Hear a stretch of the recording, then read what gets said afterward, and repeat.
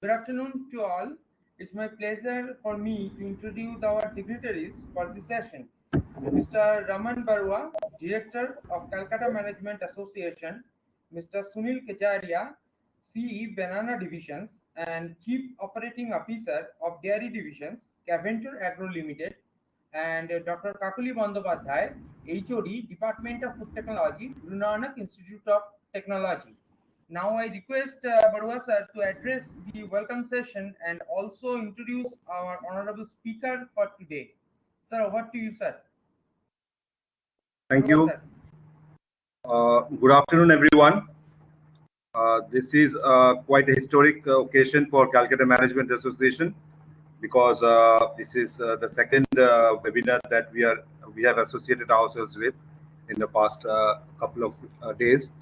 I must convey our thanks to the Guru Nanak Institute of Technology for arranging this webinar on a very interesting subject, and for which we are indeed grateful to Mr. Sunil Kajaria, member of our executive committee, for having agreed to come and address and take this session. Calcutta Management Association, as many or most of you may be knowing, is one of the oldest management associations in the country, and we are in the sort of activities relating to organizing seminars, workshops, conferences on management issues and management practices. Before much ado, because all of you are probably very keen to hear Mr. Kajaria speak, take on your questions, I have the pleasure and privilege of formally introducing the speaker of the day, Mr. Sunil Kajaria, who is a graduate of the Wharton School of Business, University of Pennsylvania, USA. Mr. Kajaria is part of the senior management team at Keventer Group and serves as the CEO of the fresh fruits business.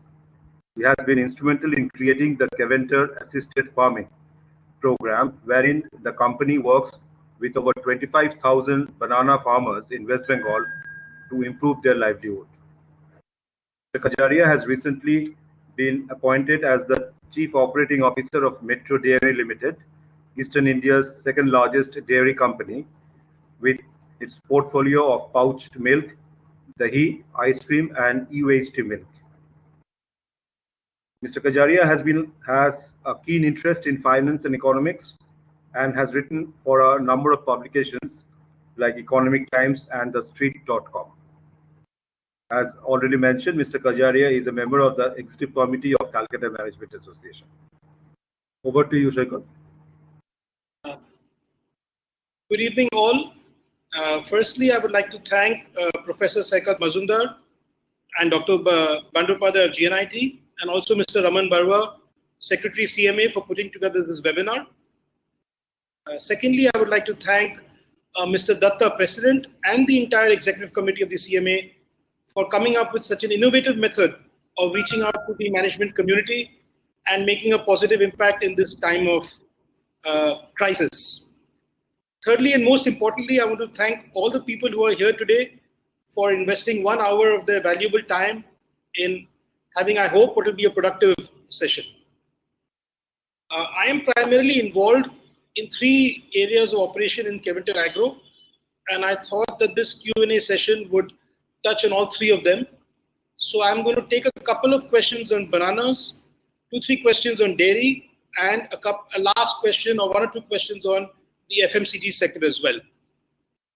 To start off with bananas, I'm looking to answer the following questions. Bananas and what impact it has on the global economy. I'm going to talk about the little bit of the work that we are doing in my company, Keventer Bananas, its strategy, its vision. Thirdly, I would like to speak about what are some of the challenges facing the banana industry. And lastly, I'll speak about the usage of GMO, that is genetically modified organisms in the banana industry. So let me dive into the questions one by one.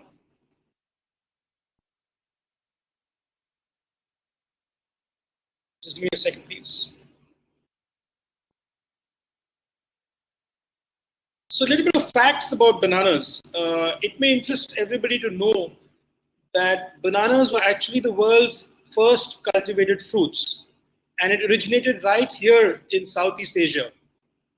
Historically, it has been said that it originated around the year 6000 BC, but certain researchers say that 8000 BC was actually the most likely time that it started, and that makes the fruit to be a 10,000-year-old fruit. It will also interest you to know that banana is the fourth most important agricultural crop behind wheat, rice, and corn. More than 100 billion bananas are eaten all over the world, and today there are more than 1,000 varieties available. But the most commercialized one is something called the Cavendish. In Bengal, I think we call it the Singapore. And this is what accounts for 47% of the global production. Moving ahead, if you take a look at the chart, India is by far the global champion as far as banana production is concerned. Total production right now is about 110 million tons, and India produces 32.8% of that. That means 35 million tons a year of bananas are produced by India alone. China is a distant second place at 11.4%. And then we have a couple of nations in Southeast Asia, largely Indonesia and Philippines, and a couple of nations in Central and South America, that is Costa Rica, Ecuador, Mexico, Brazil, which are largely in the export side. A banana has a very large international trade component, and more than 25 million tons are exported annually. However, India is not at all involved either in the exports or the imports. This is despite being the largest country by far. Only 0.35% of total production is actually exported out of India. If you ask me the reason for that, the dominant reason is the fact that farm size in India tends to be much smaller than globally. And because of that, even though we have good economies of scale, we are able to produce at a low cost. Our quality in terms of aesthetics and our consistency are not yet up to international standards. So, in conclusion, as far as this tie is concerned, India is very much largely a domestic play for bananas, but there is a very robust international trade in bananas as well.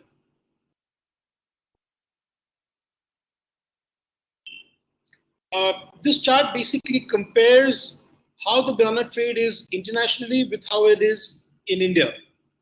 So in the developed world, that is the West, it is a highly consolidated business. There are 5 main banana companies, Chiquita, Dole, Sumitomo, Fives, and a 5th one, which control 80% of the world's trade in bananas. These firms are very highly integrated.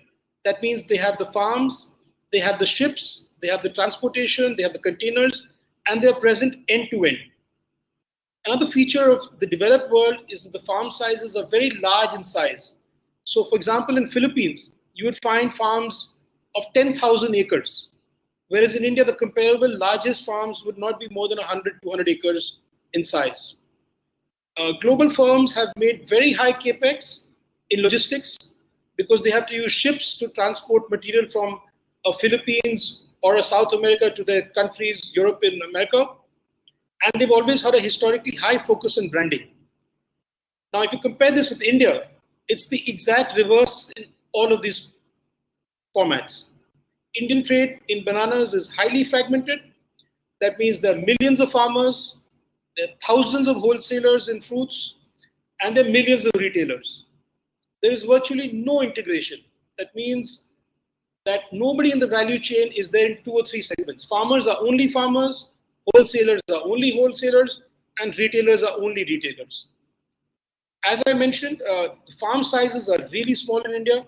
100 acres is about the largest that you would get, and that also only in a few states, Maharashtra and Andhra Pradesh being amongst them. In West Bengal, it sounds amazing to say, but the average banana farm is 0.4 acres in size. That is it, 0.4 acres. Another distinguish between the global world and us is the fact that no sizable capex is required in logistics because the distance between farm and the markets is very small, and which is why we have a lot of competition in India compared to the West. And our traditional focus as far as bananas has always been to sell cheap. It has been considered to be the poor man's fruit, the low cheap fruit, and that is why there has been absolutely zero focus on branding so far. However, I think over the last 3-4 years, India has changed a lot and continues to change as far as even fruits and vegetables is concerned. So if you take a look at all these factors one by one, we are seeing the entry of corporate houses into the fruits and vegetables trade. Reliance, Adani, Mahindras, all have made a major entry into fruits and vegetables. The Adani Group has actually invested heavily into orchards of apples in Himachal Pradesh and Kashmir, as well as CA chambers for storing of apples properly. And they've built up a nationwide branded business around apples. Mahindras have built up a sizable export business for grapes out of Nasik primarily. I think they've invested more than 500 crores, and now they're giving the best of the best competition as far as grapes is concerned. As everybody is well aware, Reliance is involved in a multi-year build out of retail infrastructure, and part of that is the F&B side of things. So they're also creating multiple F&B distribution centers, including bananas. So one thing that India is definitely seeing is the emergence of corporate houses into the F&B trade. Existing players in the fruits and vegetable business also are shedding their trading mindset. By that I mean is that they're willing to go forwards and backwards up the chain. They are investing in infrastructure and are looking to become vertically integrated players. What is very promising is the fact that companies are now being allowed to get into farming relationships. That means a company like Keventer can enter into contract farming in certain places, can enter into participatory farming in certain places, and work with what the government is really trying to actively promote called FPOs, Farmer Producer Organizations. These are groups of farmers, thousands of farmers get together and form a limited company. It is much easier having commercial arrangements and with these kind of companies rather than dealing with individual farmers. As I mentioned in the previous slide, logistics related capex is not significant in India, but building out of ripening infrastructure is taking place at a very, very fast pace. So you are going to see a huge bump up in improvement in food quality going forward. What is also very heartening to see is that the FSSAI, the Food Safety Standards Authority of India, is tightening standards relating to ripening of bananas. They have been cracking down on calcium carbide ripening, on ethyphone ripening, and they're trying to ensure that Indian consumers have access to properly ripened bananas as well. Lastly, consumers are becoming very brand conscious as well. Safety has become a major concern, traceability is a major concern, and I personally feel that over the next 4 to 5 years, you will see the transition from fruits and vegetables being an unbranded commoditized play into very much a branded product with a substantial amount of effort into branding as well.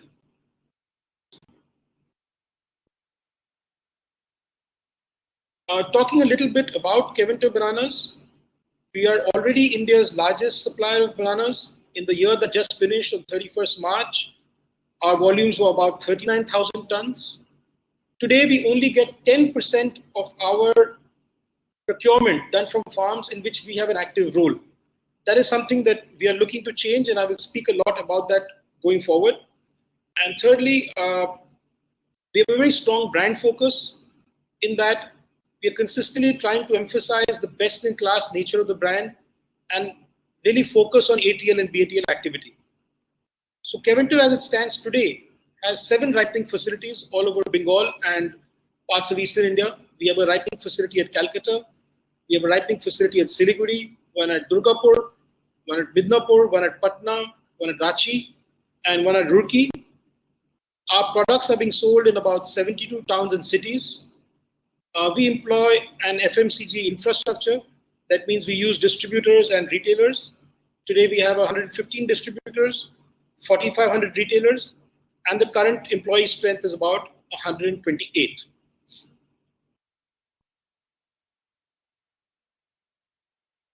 Talking a little bit about the farming scenario in West Bengal. I just mentioned that earlier, but I'll just say it again for emphasis. West Bengal alone has 700,000 farmers involved in banana farming, whose typical farm size range from 0.4 acres to a max of 1 or 2 acres.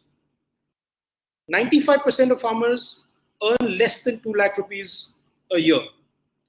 We are fortunate to work with over 25,000 of these farmers, as we need to procure more than 100 tons a day.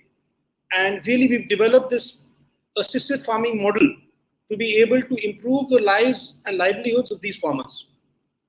So I'm going to spend the next few minutes talking about what we're really trying to achieve here in the assisted farming model. Firstly, as a company, it is up to us to develop a more sustainable method of dealing with farmers. So we came up with this program where we partner with various farmers at the individual level or through FPOs, and we are guaranteeing certain things to our partners. First and foremost, we are telling our partners, our farmers, that we will guarantee 100% purchase of output at market prices, along with the floor price. So the farmer knows he has a guarantee that whatever he makes will get sold at fair prices throughout the cycle. We've developed a team of 10 agronomists in Bengal who are visiting farm to farm and are helping to train farmers, support farmers throughout the entire cycle. What also happens, a lot of times is the fact that there are many subsidies available to farmers, but which are not being availed by them. This is because they simply don't have the bandwidth to go out and get these subsidies. So our teams are working with these farmers to reach out to them and help them get the subsidies which are already being offered by the state. Lastly, and very importantly, we have tied up with various other partner companies who are involved in agri-inputs, and we are trying to approach farmers jointly. So to give you an example, we have a tie-up with Mahiko, which is India's largest seed company, and they provide GNIT tissue culture plantlets. We have a tie-up with Bayer, which provides plant protection chemicals. We have tie-ups with IFCO and Rallis for fertilizers. We take a lot of guidance from the BCKV for protocols for farming. We have a tie-up with Syngenta for plant yield enhancement, and with the SBI, State Bank of India, for providing loans to farmers.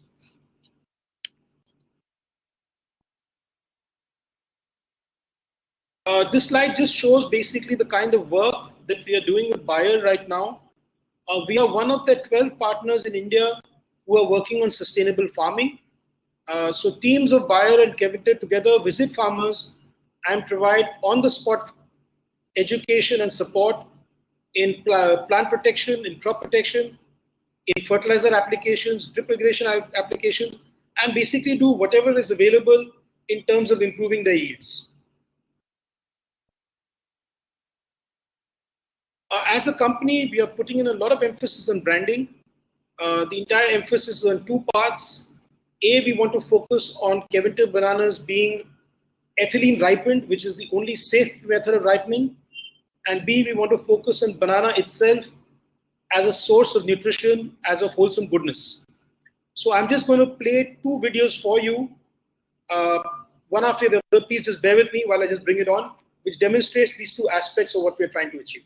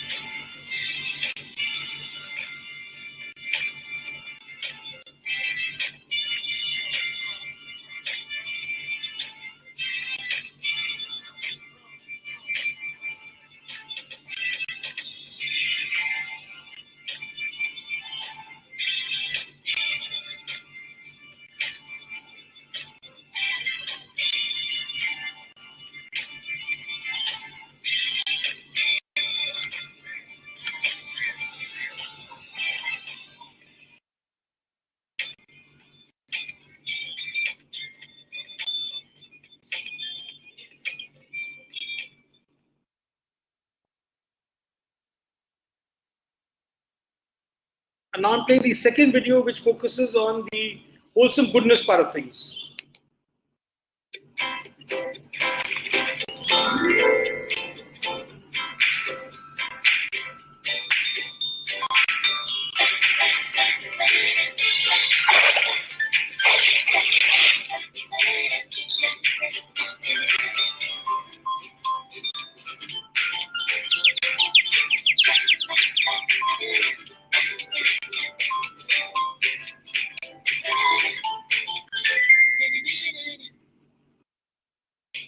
every day a dash of wholesome goodness with Keventer bananas.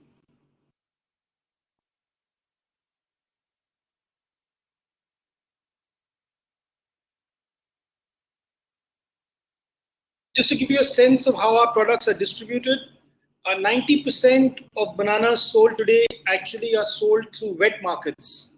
So we have a distribution network and architecture of distributors who supply to retailers in local markets, and these are sold then to consumers. 90% of our products actually continue to be sold under this mechanism. We are also present in modern trade, so you will find our products in Spencer's or in More or in Big Bazaar. And recently we've added 2 new methods of distribution. Some of you might have seen the Keventer push carts in Calcutta.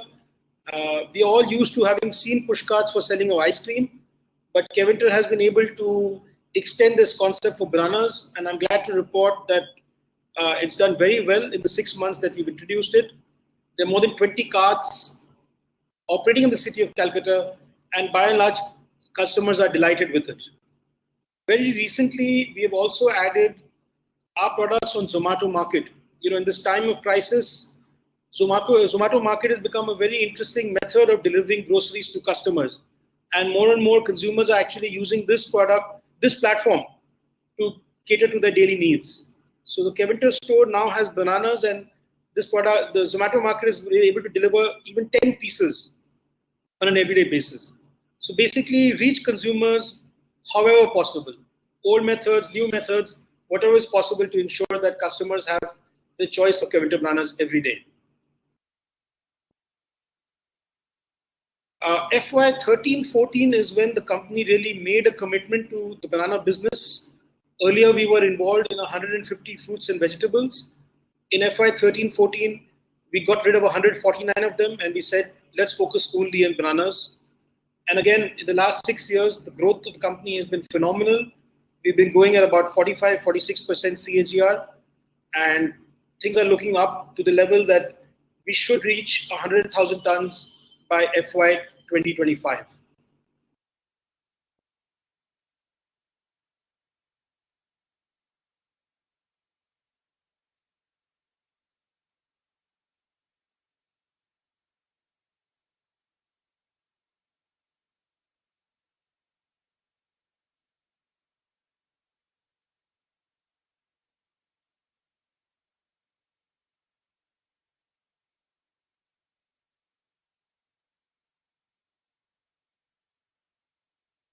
Yeah. So Keventer bananas, the way we see it, our vision by the year 2025 is to remain India's largest supplier of bananas. We will have a dominant presence not only in Eastern India, but we'll complete a build out of Northern India as well, and have a volume of more than 100,000 tons per year by 2025. Using the benefits of the Keventer Assisted Farming Program, we would like to see 25% of our total volume coming from farms where Keventer plays an active role. And we will continue to support advertising, ATL, BTL both, to highlight the best-in-class nature of the brand and make the Keventer name as generic for bananas as Domino's or is for pizza or Subway's is for sandwiches. So we really see Keventer's growing from 7 ripening centers to 16 by 2025, 72 towns to 200, from 115 distributors to 400, 4,500 retailers to 20,000, and 128 employees to 500. So that's all about Keventer bananas.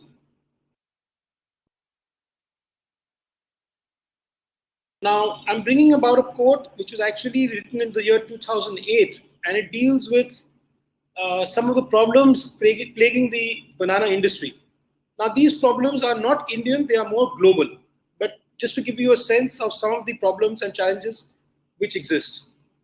I'm just going to read the quote out. Although bananas may only look like a fruit, they represent a wide variety of environmental, economic, social, and political problems. The banana trade symbolizes economic imperialism, injustices in the global trade market, and the globalization of the agricultural economy. Bananas are also number 4 on the list of staple crops in the world and one of the biggest profit makers in supermarkets.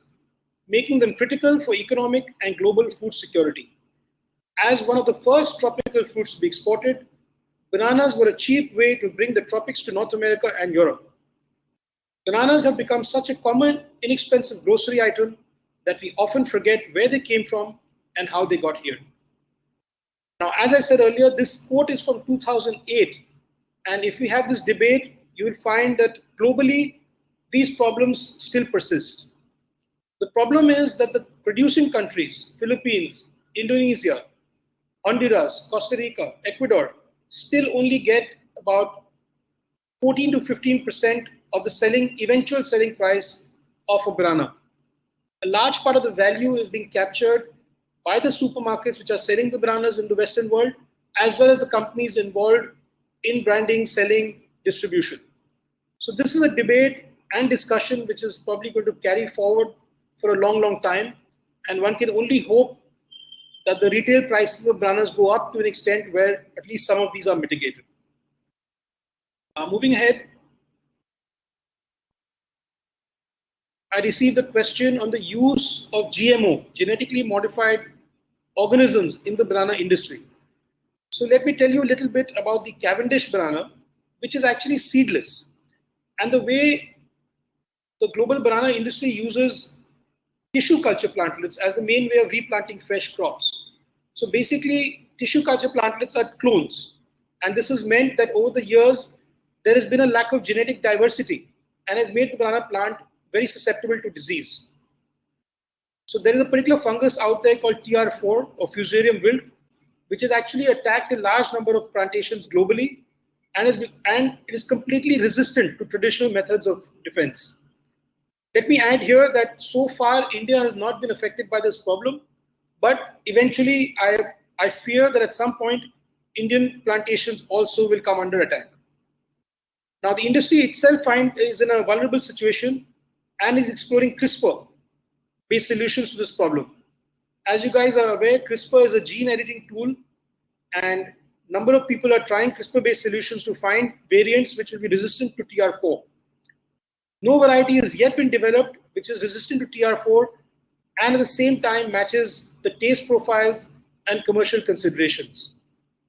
But various research universities around the world are looking for solutions. It also has to be kept in mind that gene editing solutions like CRISPR may be allowed to utilize other banana variety genes, and this will be palatable to consumers. But it is doubtful that consumers will allow genes from other organisms to be used inside bananas at all. This will be particularly stringently be used by Europe as well, most importantly, and America to a smaller extent. Sorry.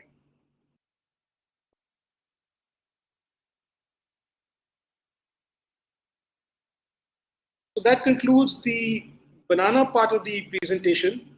I'm now going to answer a couple of questions about the dairy industry in India. First, what are the major problems and challenges facing the Indian dairy industry? And secondly, what are some of the emerging trends and innovations in the dairy industry?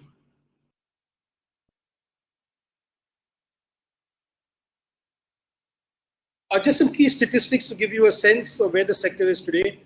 India happens to be the largest milk producer globally. We produce 176 million tons of milk, and the market value of that milk is about $105 billion. 92% of our milk is actually produced in rural areas, and 40% of that is consumed at source, leaving a marketable surplus of about 60%. The industry is organized only to the extent of 29%, out of which 19% is from private players. When you move over to the consumption side, Indian consumption remains very low at about 350 to 400 grams per person per day. We all hope that it will grow rapidly with economic progress, and milk prices actually have grown faster than the CPI, largely because of faster rise of input prices. Moving ahead to some of the challenges faced by the sector. Most of these challenges are actually faced on the dairy farming side. I've highlighted 4 major challenges: low milk quality and adulteration, poor animal health, poor farm economics, and the high cost / low quality of feed. Talking about milk quality, what has to be understood is that milk is a perfect food, not only for human beings or animals, it is also a perfect food for bacteria. So bacteria grows tremendously fast in milk, which is why once milking happens, it is critical that milk is chilled down to 4 degrees temperature as soon as possible. But in India, the supply chain of milk is exceptionally large. You have a villager who milks it, gives it to an agent in the village, who takes it to a village level collection center, who takes it to a bulk milk chilling center, and who finally takes it to the dairy. So because of this long chain, you do not have temperature control to the level at which it takes place in the West. This not only decreases quality, it increases cost as well. Secondly, I'm sure everybody has read newspaper reports saying that 60% of Indian milk is adulterated, 70% is adulterated. Definitely the problem does exist. Variety of government agencies, including FSSAI, do a lot of programs, do a lot of work. They act very stringently against defaulters and people who are crooked. But still, given the size and scale of our country, adulteration remains an issue which we have to grapple with on a continuous basis. Coming to the second major challenge facing the sector, if you remember, I said that 92% of milk production is on the rural side. So rural side has the issue that there is an absolute lack of medical facilities and veterinarians. And secondly, what happens also is that the farmers, being marginal, do not pay enough emphasis to hygiene conditions while keeping the animals. Coming to the third point, poor farm economics. More than 75% of Indian farmers only keep 2 to 5 animals. And dairy farming is essentially a supplementary form of income for them. So agriculture is the primary basis of income, and they use the excess from the agriculture to feed the animals. Which is why the output in India is only 2 to 10 liters a day per animal as compared to 20 plus achieved in the West. Also another factor which actually leads, we're talking about now poor farm economics. It is exceptionally expensive to set up a mid-sized farm catering to about 50 or 100 animals in India. It would cost about 1 crore rupees, which is absolutely unremunerative for farmers if they have to invest that kind of money. And given that wholesale milk prices are 25 rupees a liter, it makes absolutely no economic sense at all. So that is one of the reasons why you don't have scaled businesses in farming at all. Moving to the last point, high cost, low quality of feed. In India, we have approximately 125 million milch animals. Now, by milch animals, you mean animals which are capable of giving milk at that point in time. This is out of a total livestock of 540 million animals. Now, this percentage is really low compared to any other country because they are able to much more efficiently move non-milk animals into slaughterhouses and ensure that feed is not used for non-productive, non-milk usage. Apart from that, India is also suffering from seeing grazing areas reduced due to urbanization and industrialization. Our fodder production is completely dependent on good monsoons.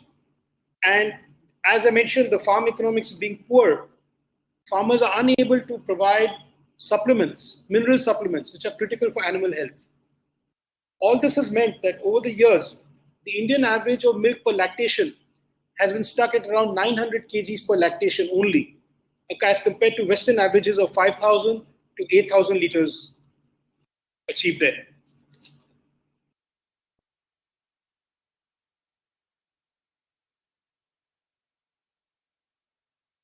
Moving ahead,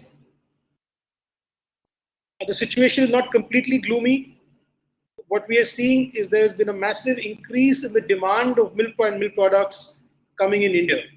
If you see the chart in front of you, it highlights what are the components of food consumed by various players in the Indian consumption pyramid.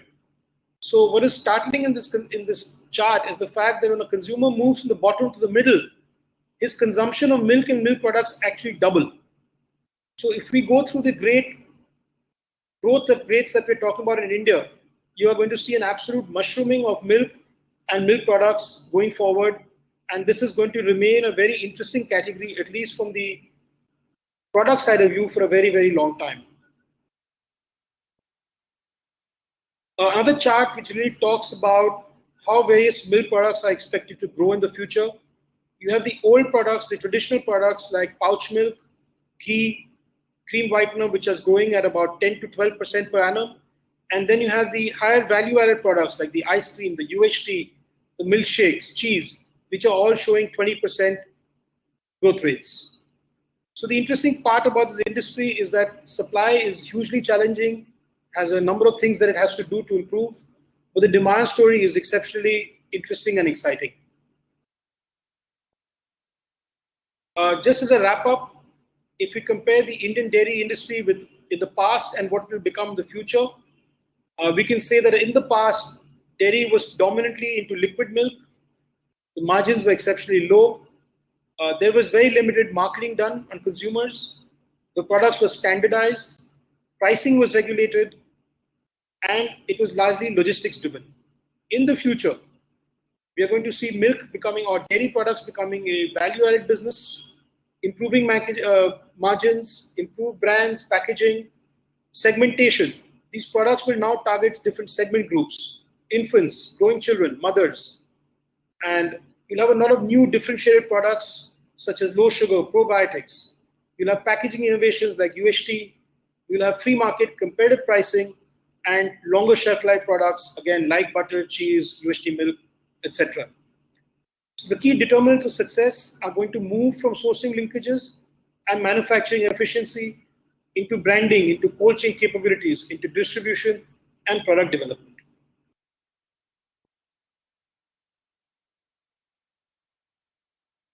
So that was all on the dairy side of things. Now on the FMCG side, really I've only got one issue to discuss here today. I think in this current climate of gloom and doom, it is important to find some positive features as well. And I recently came about a report which deals with how China is dealing with its post-lockdown scenario. So it seems that, once the lockdown in China has been slowly lifted, consumers are coming back at a much faster rate than was previously thought possible. And safety and health have become the top of mind aspects when it comes to their shopping needs. There's a much greater focus on immunity, on freshness, on environmental safety, and the loyalty towards existing brands. Learning from even history, if you look back at recent history, in 2003, we had the SARS episode in China. There again, sales had taken a massive hit during the 2 or 3 months that the pandemic was in place. But after that, sales rebounded quite sharply and remained stable after that. And the report suggests that China is going to see a similar thing happening this time around, as there is a lot of pent-up buying and shopping desire remaining in the system. In fact, they're going so far out as to predict that Chinese buying and spending on beauty, on clothing, jewelry, alcohol is actually expected to rebound sharply. So we in India should not feel dejected that the world has come to an end, the economy has come to an end. Sure, there are setbacks and it will take a lot of time to normalize, but spending will also bounce back faster than we think. However, one thing is also clear, as a distribution strategy, e-commerce is making massive headway compared to traditional retail. The sales of retail in China anyway were largely skewed or were moving much faster in the e-commerce direction, but post-COVID-19, they seem to have accelerated even further. What is also surprising is that post-COVID-19, e-commerce usage has shot up amongst consumers above the age of 30 and also those in tier 3 cities of China. So this is leading to a massive increase again in the amount of e-commerce activity going through.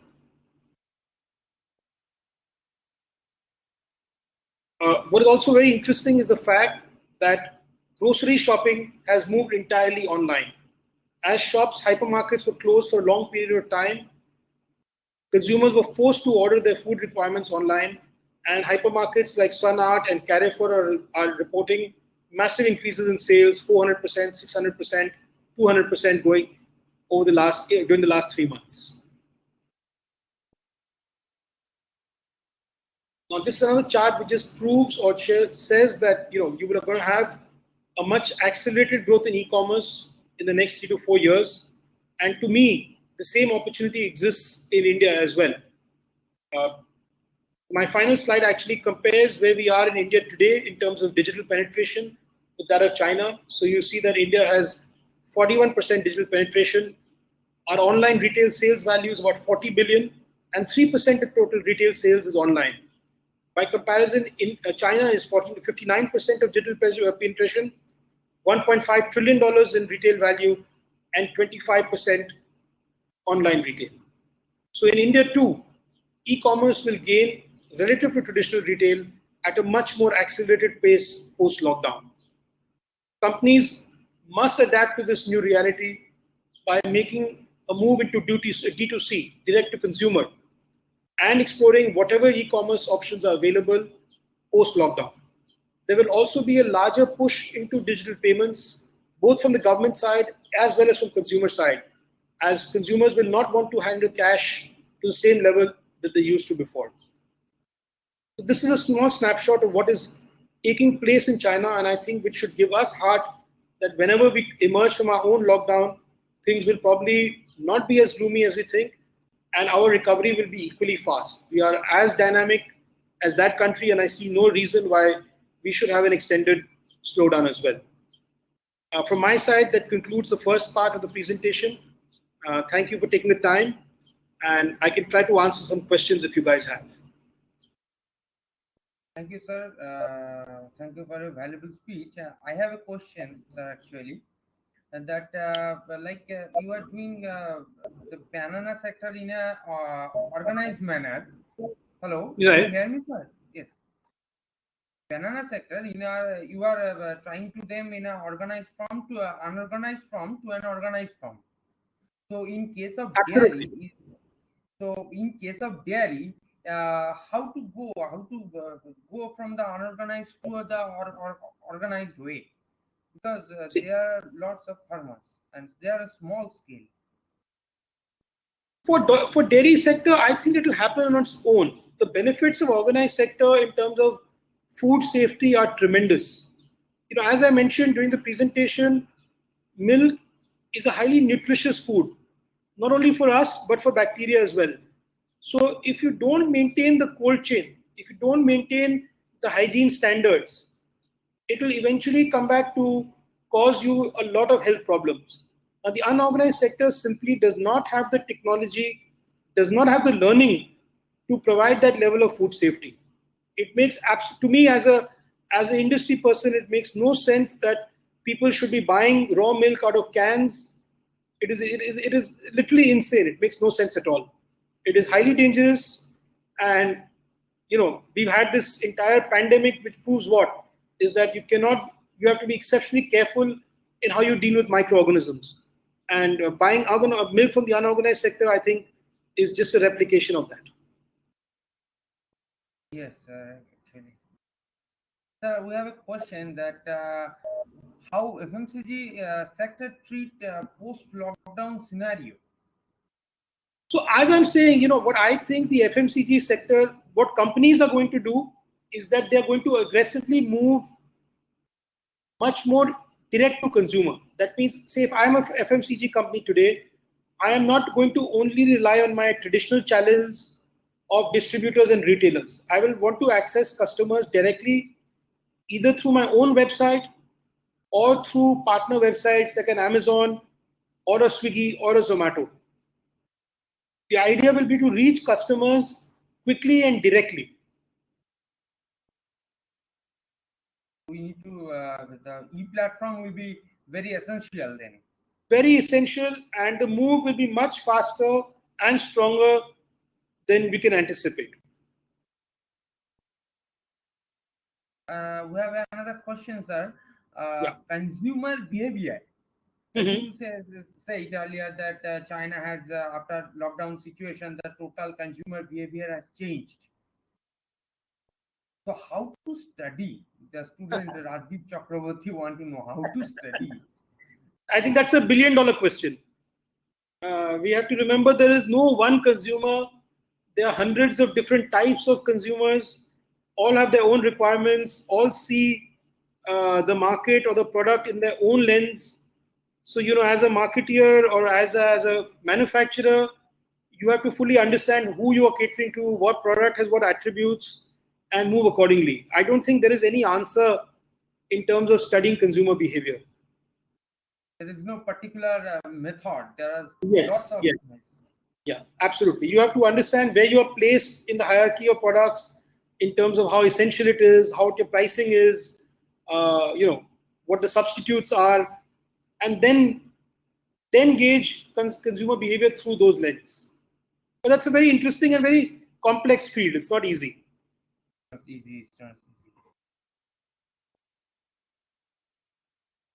Sir, we have a question that fear and possibilities in the FMCG sector and job prospects after this post-COVID scenario. I personally think that the job prospects will be back in a strong manner. It would be helpful if the new era of students are also engaged in technology as well. I think because that will be what will drive a lot of the consumption going forward. So you should have a better understanding of how commerce takes place on the web. You should understand how Amazon works, how Zomato works, how Swiggy works. I think those skills will bring about, will have value in the marketplace, because these are the things that consumers, this is the thing that companies have to deal with now. They are very used to the traditional method of FMCG, of having distributors and warehouses and retailers, but they don't have that much of experience in-house in handling social media or in handling e-commerce media to the same extent. So I think that will be a new skill which students should definitely look to acquire. Yes, sir. I agree with you, sir. And last question, sir. What are the response when Keventer collaborated with Zomato in this situation?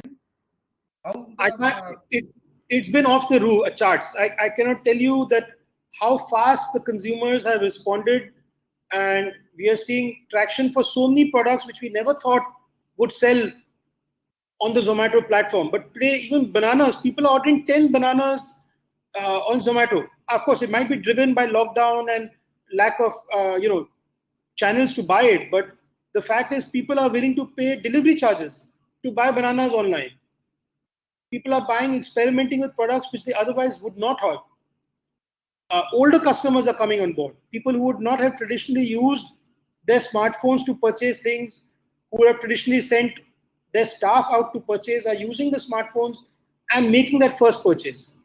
And this will definitely emerge into repeat behavior. So I am personally at least very well invested in exploring the e-commerce options going forward. I think that will be a major part of where future growth will come from. The entire scenario of marketing is going to change after this post-COVID session. Yes, absolutely it will. And what will also happen is, because if the lockdown extends for say 3 months, the health of the general trade sector also would have declined. So they will have a little bit of a challenge in being able to restart operations with the same vigor. And companies now dealing with consumers directly for the first time will also use that power.